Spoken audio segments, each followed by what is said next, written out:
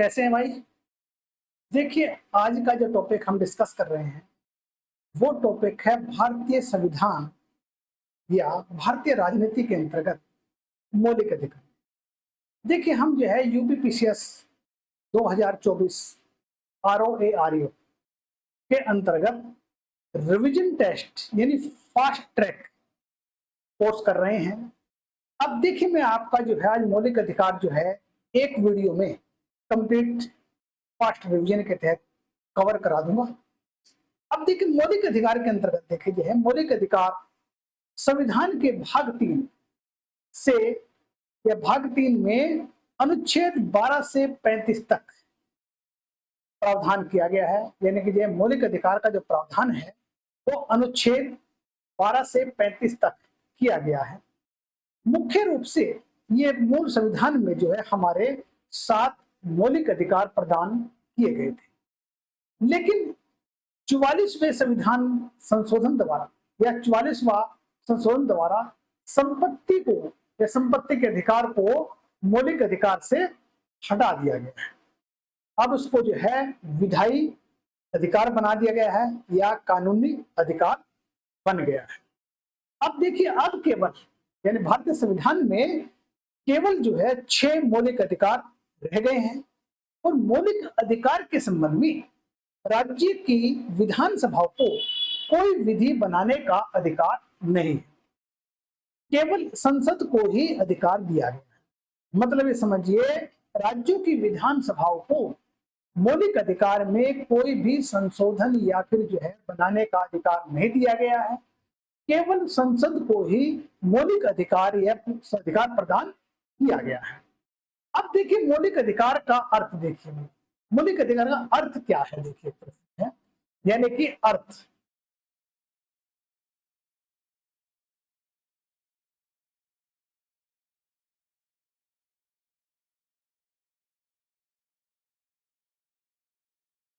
अब अर्थ क्या है? देखिए, आप जो है व्यक्तियों के अंतर्निहित शक्तियों को विकसित करना और उसके व्यक्तित्व को पूर्णतः प्रदान करने के लिए जो अधिकार बहुत जरूरी है वो मौलिक अधिकार है।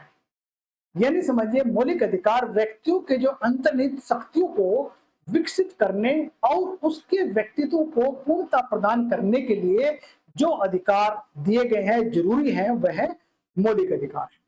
अब इसके अंतर्गत देखिए, विशेषताओं के अंतर्गत भारतीय संविधान के अंतर्गत मूल अधिकारों को 8 उपभागों में विभाजित किया गया है।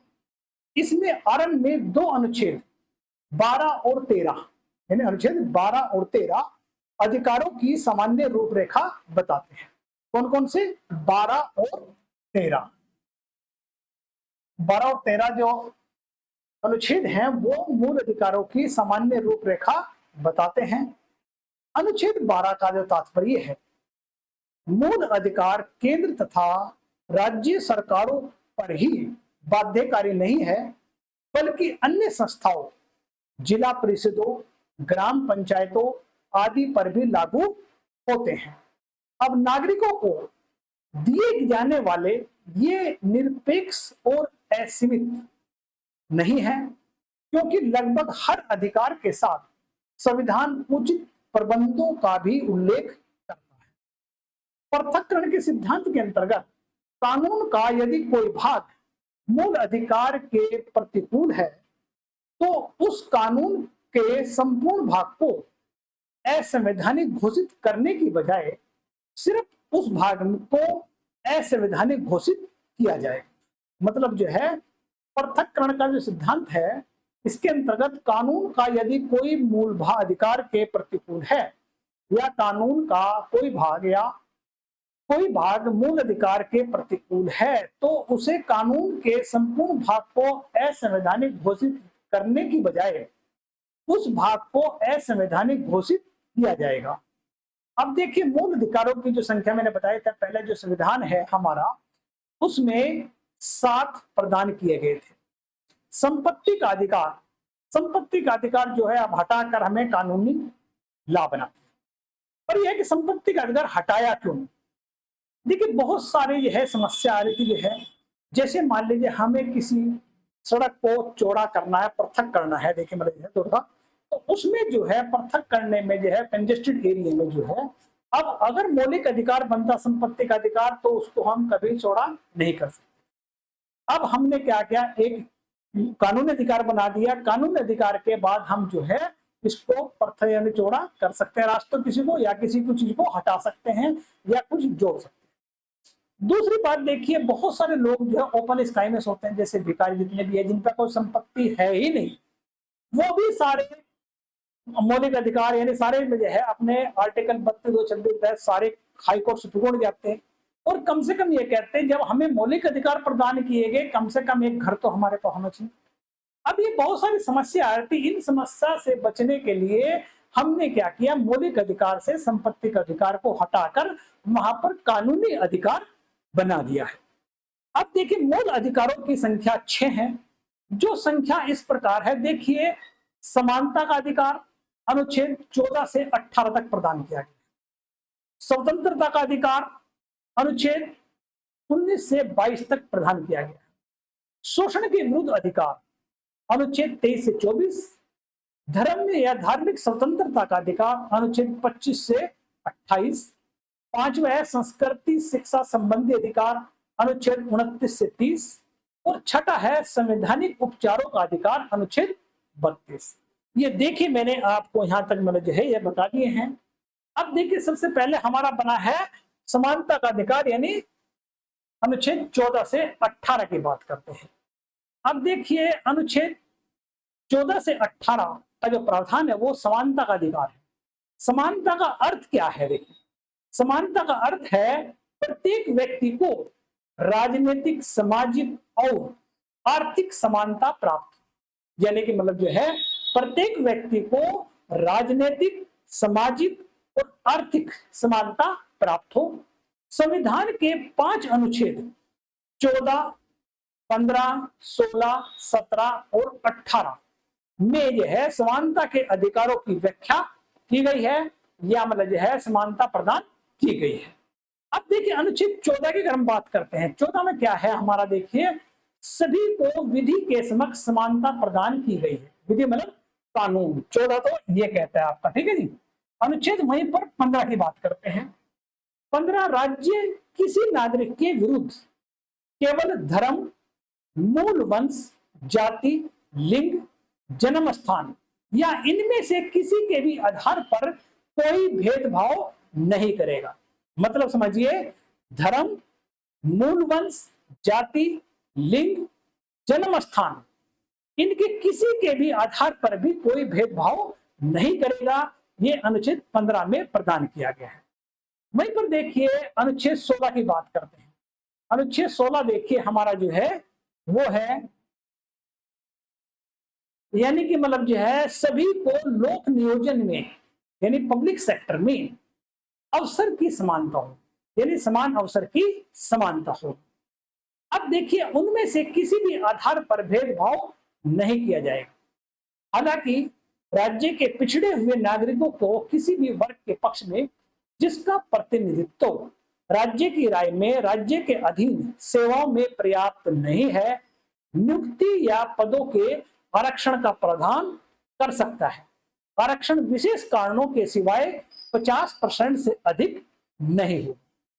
यानी देखिए अनुच्छेद 16 कहता है पब्लिक नियोजन, पब्लिक सेक्टर में सबको इक्वल अपॉर्चुनिटी है, यानी सबको अवसर की समानता होगी। देखिए यहाँ पर कोई भी राज्य अगर अपने राज्य के पिछड़े, अनुसूचित जाति, जनजाति और महिला बालक के अगर कोई कुछ करना चाहे तो उसको कोई रोकेगा नहीं। अब अनुच्छेद 17 की बात करते हैं, अनुच्छेद 70। अब देखिए 17 में है हमारा अस्पृश्य, अनटचेबिलिटी। देखिए मैंने अस्पृश्य पर रोक लगाई गई है, अनटचेबिलिटी या छुआछूत पर रोक लगाई है। अनुच्छेद 17 की बात करते हैं। अस्पृश्यता या छुआछूत को समाप्त करने के लिए संसद ने 1955 में सितंबर 1976 संशोधित किया गया अस्पृश्यता अपराध अधिनियम या छुआछूत अपराध अधिनियम पारित किया गया था, जो पूरे भारत में लागू होता है। देखिए अनुच्छेद 17 जो है वो छुआछूत से। 18 क्या कहते हैं, इस अनुच्छेद के अंतर्गत उपाधियों का अंत किया गया है। देखिए इसमें जो है जितनी भी पहले उपाधि आती थी, सर, हाईकमान, राय बहादुर, जो ब्रिटिश के टाइम दी जाती थी, सैनिक और ऐसे मतलब जो है शैक्षिक उपाधियों को छोड़कर बल्कि कोई भी किसी तरह की उपाधि धारण नहीं करने का ये जो हमारा 18 अनुच्छेद इसका प्रतिबंध या अंत करता है, यानी उपाधियों का अंत है 18 अनुच्छेद जो है। अब देखिए ये तो बना हमारा समानता का अधिकार हो गया हमारा जो है। आगे देखिए दूसरा जो हमारा अधिकार है वो है स्वतंत्रता का अधिकार। ये जो है अनुच्छेद 19 से 22 है, अनुच्छेद 19 से 22 ये हमारा स्वतंत्रता का अधिकार है। अनुच्छेद 19 क्या कहते, देखिए 19 अनुच्छेद के द्वारा नागरिकों को 6 प्रकार की स्वतंत्रता प्रदान की गई है। अब 6 प्रकार की स्वतंत्रता कौन कौन सी है? नंबर 1, विचार और अभिव्यक्ति की स्वतंत्रता, अपने विचार उनको प्रेजेंट कर सकता है। 2, शांतिपूर्वक सम्मेलन की स्वतंत्रता, वो वजह है जिसमें हिंसा ना हो, अहिंसात्मक रूप में शांतिपूर्वक सम्मेलन की स्वतंत्रता है। तीसरा, निर्बाध विचरण और निवास करने की स्वतंत्रता, यानी कोई भी भारतीय नागरिक किसी भी राज्य में घूम सकता है, वहां पर निवास कर सकता है। नंबर 4, समुदाय या संगठन के निर्माण की स्वतंत्रता, कोई भी व्यक्ति, कोई भी भारतीय नागरिक अपना समुदाय संगठन का निर्माण करने की स्वतंत्रता प्रदान की गई है। 5, वृत्ति, जीविका या व्यापार की स्वतंत्रता, यानी कि वृत्ति, जीविका या अपना व्यापार जो है किसी भी राज्य में कर सकता है। 6 जो है संपत्ति अर्जित करने की स्वतंत्रता। देखिए अनुच्छेद 19 में ये 6 प्रकार की स्वतंत्रता दी गई है। वहीं पर देखिए प्रेस की स्वतंत्रता का उल्लेख अनुच्छेद 19 सब कॉलम 1 में किया गया है। देखिए प्रेस की स्वतंत्रता कहाँ गई? अनुच्छेद 19 सब कॉलम 1, यानी अनुच्छेद 19 सब कॉलम 1 में जो है प्रेस की स्वतंत्रता की बात की गई है। अब देखिए अनुच्छेद 19 तो हुआ हमारा, अनुच्छेद नेक्स्ट है हमारा 20। अब देखिए अनुच्छेद 19 और 20 क्या कहता है? देखिए 20 अनुच्छेद 20 के द्वारा अपराधी की 2 सिद्धि के विषय में संरक्षण प्रदान किया गया, यानी अनुच्छेद 20 जो है अपराध के 2 सिद्धि के विषय में संरक्षण प्रदान किया गया है। किसी भी व्यक्ति को उस समय तक अपराधी नहीं ठहराया जा सकता जब तक कि उसने अपराध के समय में लागू किसी भी कानून का उल्लंघन न किया गया हो। मतलब किसी व्यक्ति पर एक अपराध के लिए एक बार से अधिक मुकदमा नहीं चलाया जाएगा और न ही एक बार से अधिक सजा दी जाएगी। किसी भी अपराध के अभियुक्त व्यक्ति को स्वयं अपने विरुद्ध गवाही देने के लिए बाध्य नहीं किया जाएगा।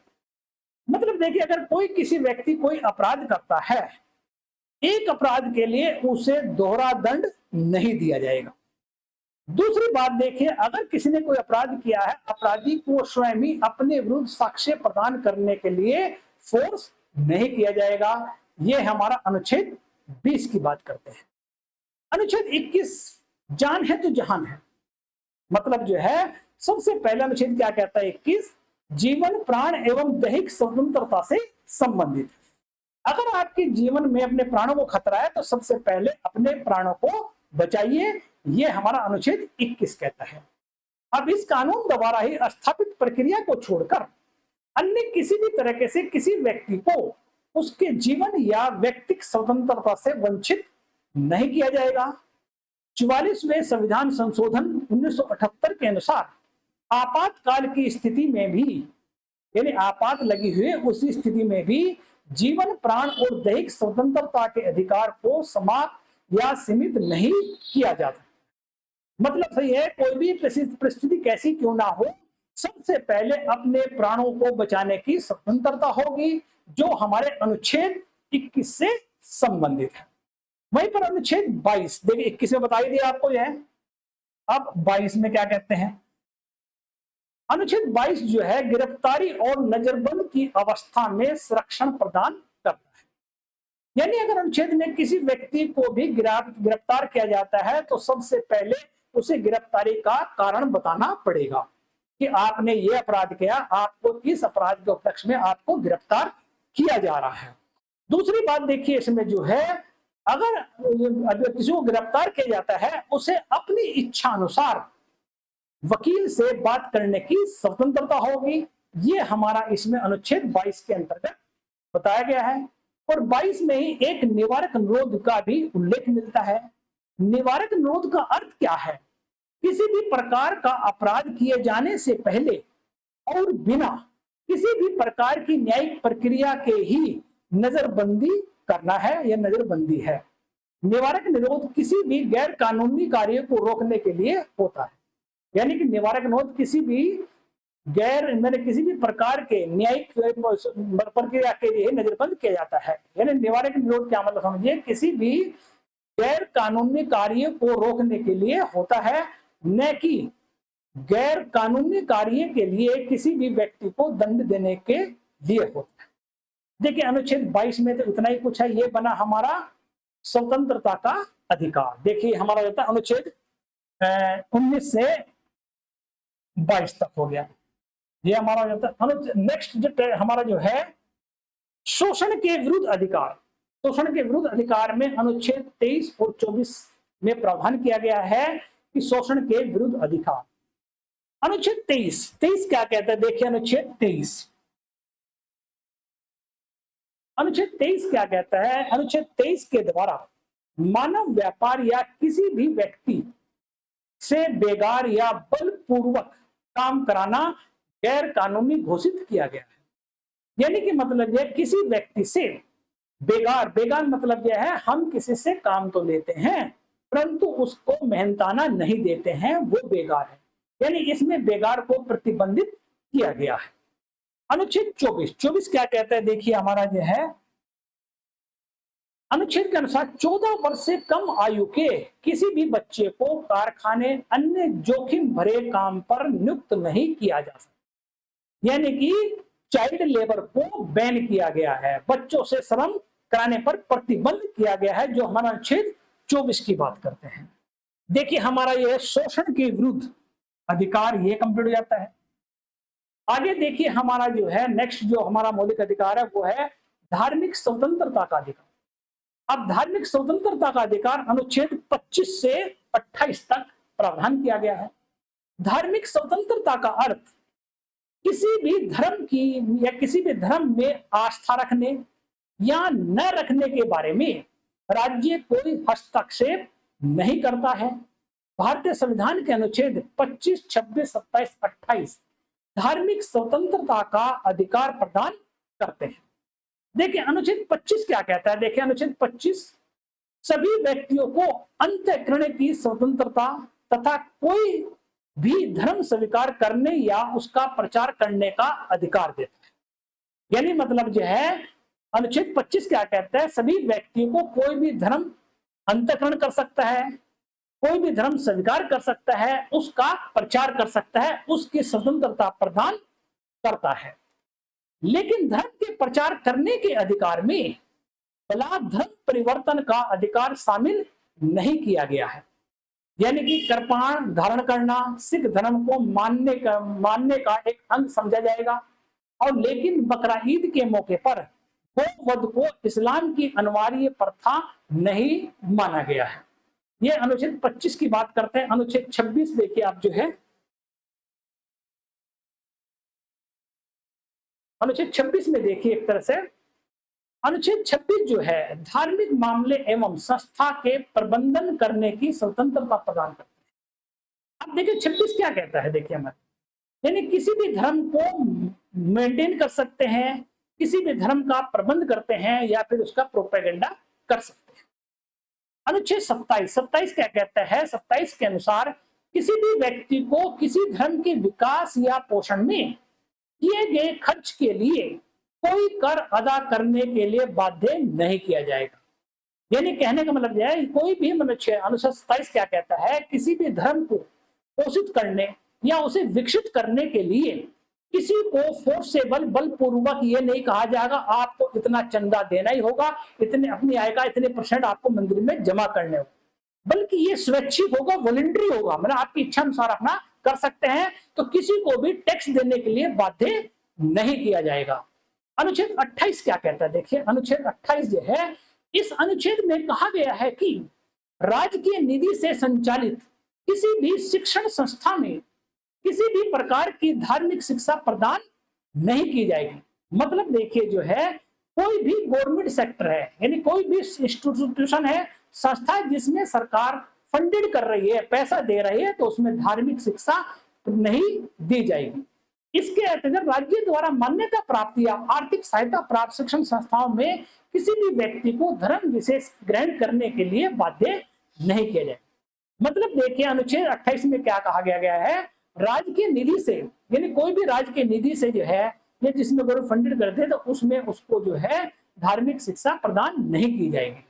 अनुच्छेद 28 के बाद देखिए हमारा, देखिए हो जाता है हमारा ये धार्मिक स्वतंत्रता का अधिकार की बात करते हैं हम।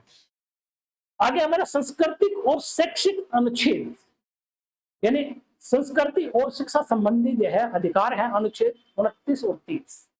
अब देखिए 29 क्या कहता है, 29 क्या कहता है, देखिए आपका अनुच्छेद 29 क्या कहता है।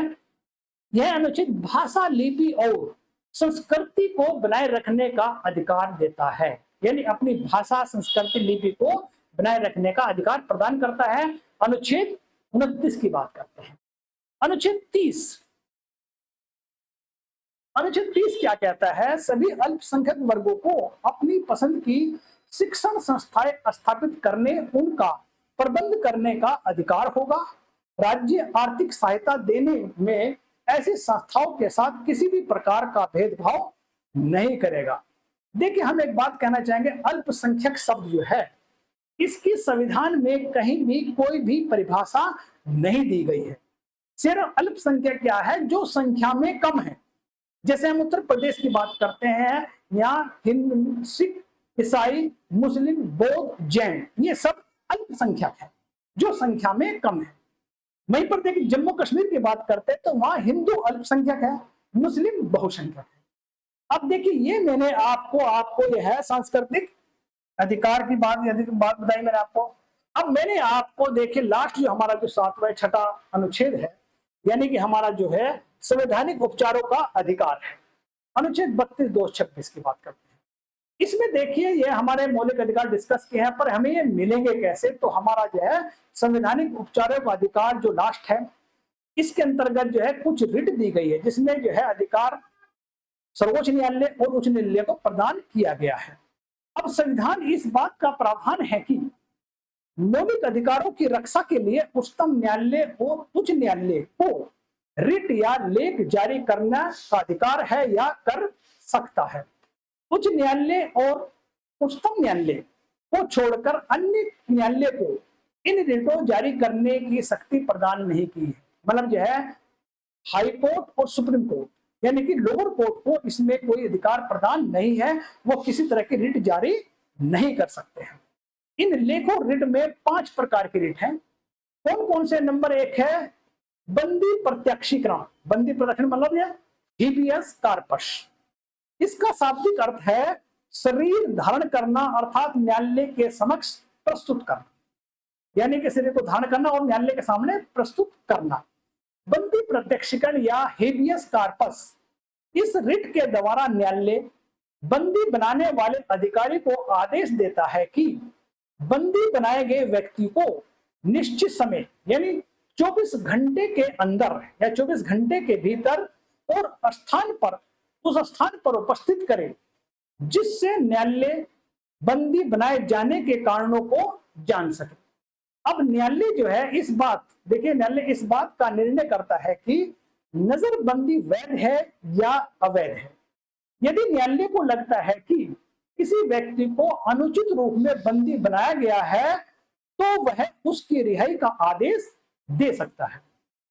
यह रिट किसी भी व्यक्ति को संबंधित करके जारी की जाती है, यानी कि यह रिट किसी भी व्यक्ति को संबोधित करके जारी की जा सकती है, चाहे वह अधिकारी हो या फिर यह व्यक्ति।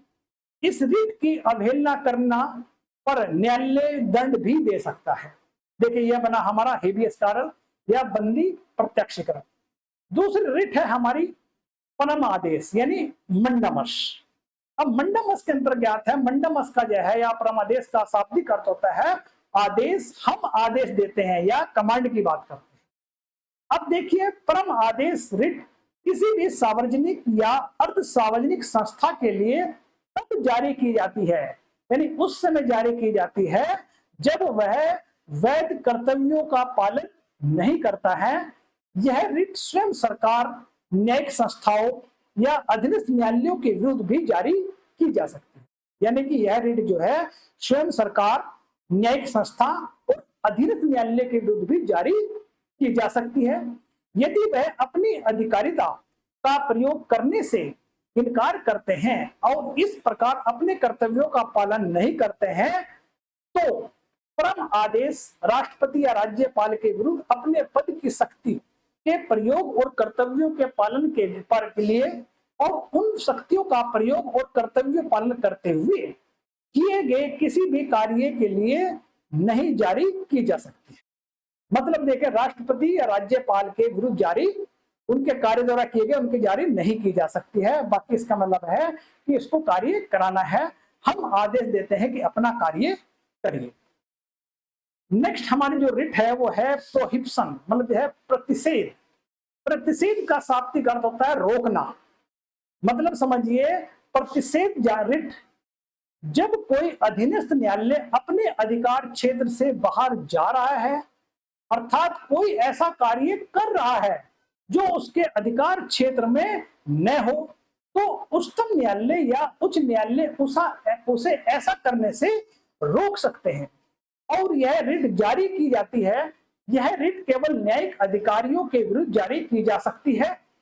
अब देखिए मतलब जो है, यानी कि यह रिट जो है मतलब जो है उच्च न्यायालय के ऐसे मतलब करने पर रोक सकते हैं। यह रिट जारी की जाती है, रिट केवल न्यायिक प्राधिकारियों के विरुद्ध जारी की जा सकती है, प्रशासनिक कर्मचारियों के विरुद्ध नहीं की जा सकती। दूसरा है उत्प्रेषण। देखिए सर्टी ओरेरी, यह भी इसका भी अर्थ मतलब जो है प्रतिषेध के समान ही है, यानी जैसे प्रतिषेध रिट है उसी के अनुसार ये भी इसके समान ही है। अधीनस्थ न्यायालय के आदेश को या अपने क्षेत्राधिकार के बाहर किसी भी न्यायाधिकरण ट्रिब्यूनलों के निर्णयों को निरस्त करने के लिए यह रिट जारी की जाती है। मतलब समझिए प्रतिषेध मतलब जो है उत्प्रेषण जो है प्रतिषेध के समान ही है। यह अधीनस्थ न्यायालयों के आदेश को अपने क्षेत्राधिकार से बाहर किसी भी न्यायाधिकरण के निर्णय को निरस्त करने के रिट जारी की जाती है। यह रिट का उद्देश्य यह सुनिश्चित करना है कि अधीनस्थ न्यायालय या न्यायाधिकरणों के क्षेत्राधिकार का समाचीन प्रयोग हो और उन क्षेत्रों का प्रयोग न करे जो विधि सम्मत रूप से उनके पास नहीं है। देखिए लास्ट और पांचवी जो रिट है हमारी वो अधिकार परीक्षा, जिसे कहते हैं क्यों वरांटो, यानी किस अधिकार से मतलब होता है इसका आपका क्या अधिकार है, यानी क्यों वरांटो का किस अधिकार से या फिर आपका अधिकार क्या है। अधिकार परीक्षा जब कोई व्यक्ति किसी भी सार्वजनिक पद पर गैर कानूनी तरीके से प्राप्त कर लेता है, यानी कि जब कोई व्यक्ति किसी भी सार्वजनिक पद को गैर कानूनी तरीके से प्राप्त कर लेता है या गैर कानूनी तरीके से उस पद पर बना रहता है, तो न्यायालय पूछ सकता है कि उसे उसके पद पर बने रहने का क्या अधिकार है, क्या हक है और उसने किस अधिकार से यह पद धारण किया है। जब तक वह इस प्रश्न का संतोषजनक उत्तर नहीं देता है वह कार्य नहीं कर सकता है। यद्यपि इसके लिए आवश्यक है कि वह अपने पद कानून या संवैधानिक द्वारा सर्जित होना चाहिए और किसी भी व्यक्ति की इच्छा की बात करते हैं, किसी व्यक्ति की इच्छा पर आधारित किसी सेवक का कार्य नहीं होना चाहिए तथा पद धारण में संवैधानिक या किसी कानूनों का उल्लंघन नहीं होना चाहिए। देखिए ये मैंने आपके साथ पूरा मौलिक अधिकार डिस्कस किया है, इसमें इतना ही